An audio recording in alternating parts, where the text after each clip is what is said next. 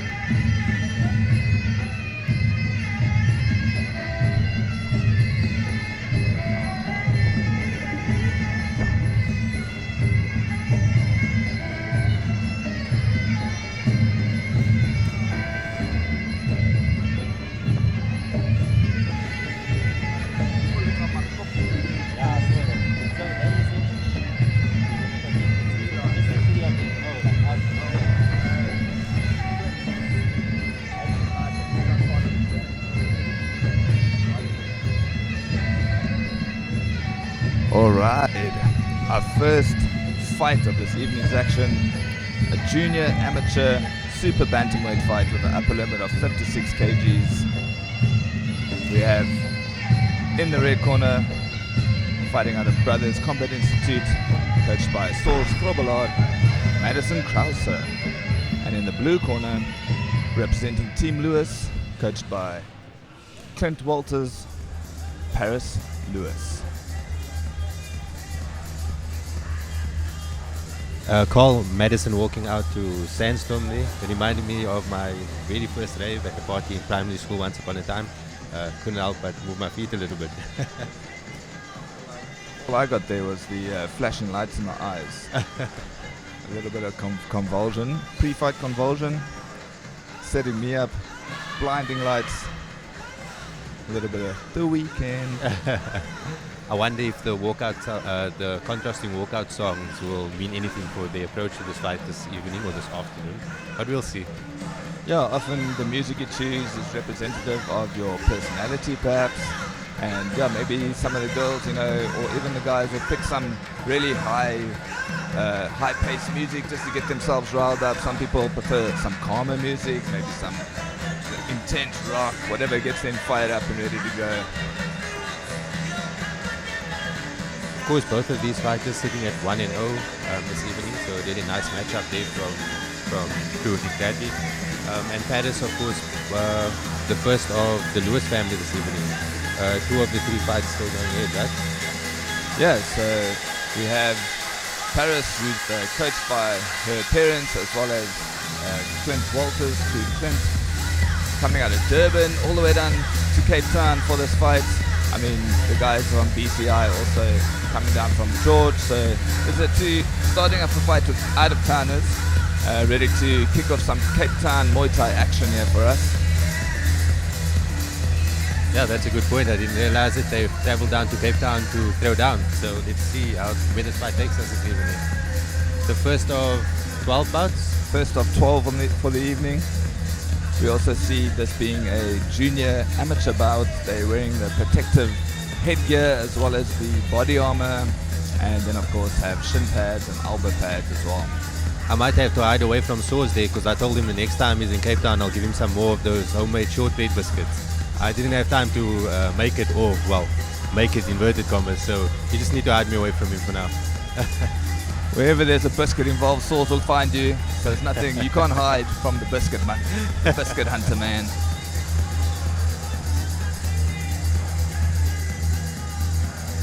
As referee Nicholas Radley does the final checks, fighters are ready to get us underway here.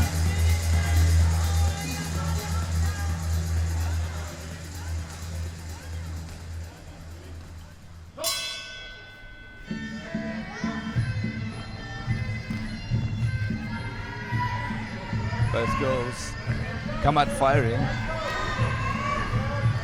Nice combinations followed by kicks.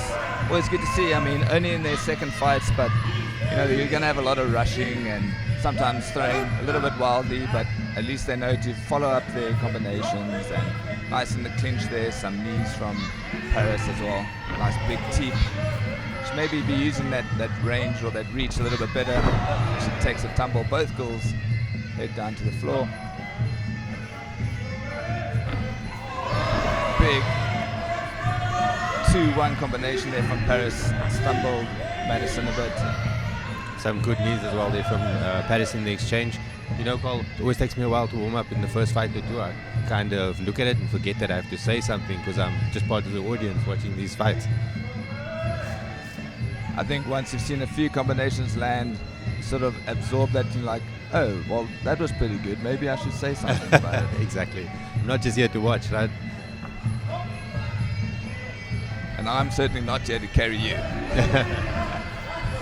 Ooh, Madison comes out with a nice combination there, follows up with a stiff right hand before they head down to the floor. I'd like to see some good combination there as well. I'd like to see maybe Paris using that teep defensively, not just on attack, you know, sort of keeping Madison away. But at the same time, she's not shy to engage in the clinch. Obviously trained very well. You can hear being called out. Coach is calling for some knees. I also like to watch the corners just to see what's going on. Saw's definitely more vocal at the moment. Yeah, I think it's a nice exchange between both fighters at this point, still early on in the fight. I think Paris is landing quite a bit with the straight punches and then obviously scoring big on some of the knees. But of course, Madison is answering in kind. She's throwing down. And just as the round's about to end, make a note that these are 3 2-minute rounds and they'll have 1 minute 30 best in the junior amateur divisions. So that'll be for the first 2 fights on this evening's card. Nice show of sportsmanship there as the two walk away, touching gloves. I'm not sure if they actually made contact, but at least they were both. The intent was their call. It's nice to see. I mean, it's only these fights, the second fights, and they do seem to be quite composed in the first round. It doesn't look like it's all hit and hope and a whole flood of shots. There is quite a high output, I think a high number of shots. There wasn't too much feeling out in the first round, but they look calm. I mean, if you look into the corner now, I can see Paris from where I'm sitting, and she looks quite calm. Madison's just turned away from me right now, but I get the sense that she's also feeling quite good. Yeah, and of course with that high output, we've got to watch out for that fatigue as it comes into the second round. Sometimes these breaks, you get a little bit of a rest, but actually what's happening is your body's slowly catching up with that output, and when you get up off your stool, you've maybe got about 10-15 seconds of high output left, and then you start to hit that first drop. The adrenaline's now gone. It's not fueling your first round anymore. Your second round's more about maintaining composure. And they're both very young, still in school. But yeah, so far from what we've seen from both of them, good composure. There wasn't any majorly wild flurries. So that's always good to see. Yeah, and also two different sort of approaches to attack. I've noticed that Paris punches are a lot more straight and direct, and Madison seems to be looking to land those punches from the outside, maybe trying to get more power into those strikes. And even from this early stage in her career, it's good to see Paris sort of moving off. Even there is the way the round started, moving off center, able to punch and attack on the back foot, which is something most fighters, as I'm speaking, a big head kick comes in, referee breaks him up. You see, working off the back foot is something that most fighters only learn a few fights into their career. Most of the time you get taught to go forward. But a big thing in Muay Thai around the world is that forward pressure gives you points, but if you are on the back foot, and you're landing strikes and your opponent isn't, that's counting in your favor as well.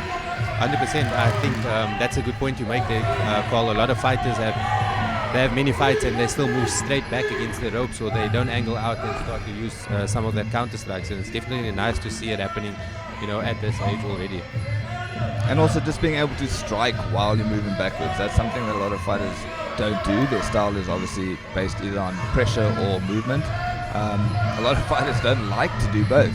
Some move off and then attack. But she's got a good grasp of it at the moment. Obviously does a lot of sparring. I would assume both based on the level that we've seen here. But I think that Paris seems to be getting the advantage in most of these exchanges. Yeah, I agree with you, Cole. It looks like Paris is definitely getting the ascendancy here. Some of those strikes that are landing now, you can see it's actually doing some damage. It's throwing Madison off a little bit. And obviously, that's accumulative. If you keep landing those strikes, it's obviously going to come. Another nice deep She needs to be careful when she's going for those catches to make sure that she's also, got the shoulder at least up a little bit, or one of the hands. Maybe looking for a one-handed catch instead of two on a kick especially. Because I think twice now she's been going for a catch, ate two big kicks, ate a big spinning elbow there.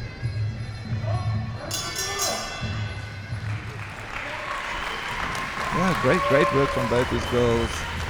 Coming out firing.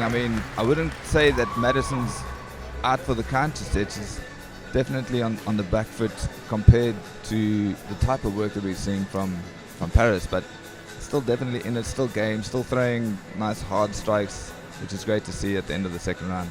Yeah, 100%, Carl. She's definitely not out of it. I do think she needs a big final round if she wants to take this over the finish line and come out as the winner today.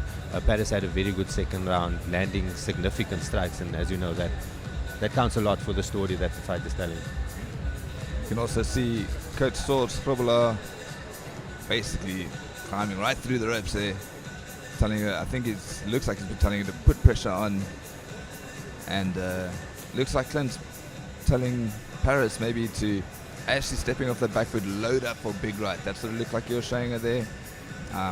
She seems to be doing well on the back foot, but starting off mostly with the jab. Maybe to take half a step back, load up that right straight and just push it straight down, because she is being effective with the punches as well.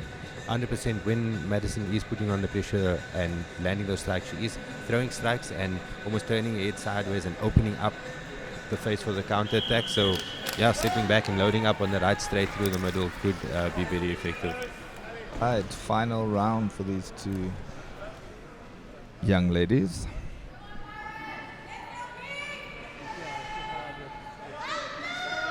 Two minutes to just leave it all in the ring there.